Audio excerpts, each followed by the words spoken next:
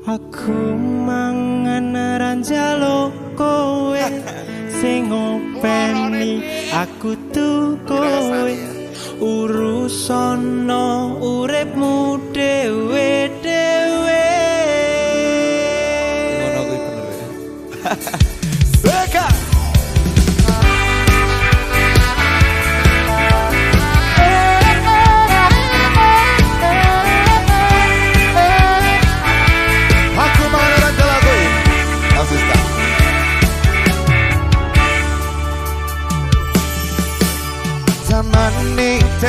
zaman edan salah bener dadi omongan padahal sifat dhewe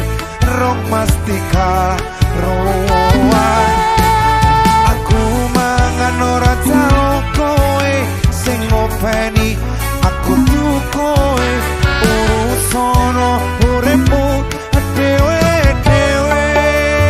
seka lucune urip zaman saiki lakon bener diseri ikler sithik dimusuhi ono meneh cerita wong ra kenal Termati konco dolan sing jane melu urusan sing dhek ora paham. iki uripku Iki lakuku apa urusanmu melu-melu permasalahanku apa kowe pancen rasa nek kowe bener dhewe kowe sing apik dhewe wani mbicarakan tapi zamane jenawe zamane dan salah bener dadi omongan padahal sifat dhewe rong mesti karuan aku mangan ora tau kowe sing ngopeni aku tuh kowe urusono uripmu dhewe-dhewe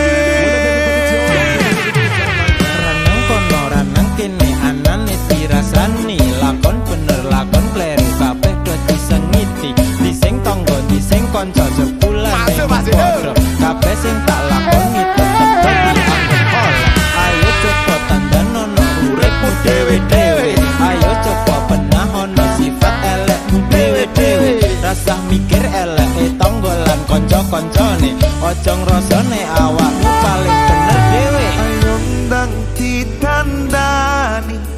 koreksi diri sendiri urip luwe becek apik saling malah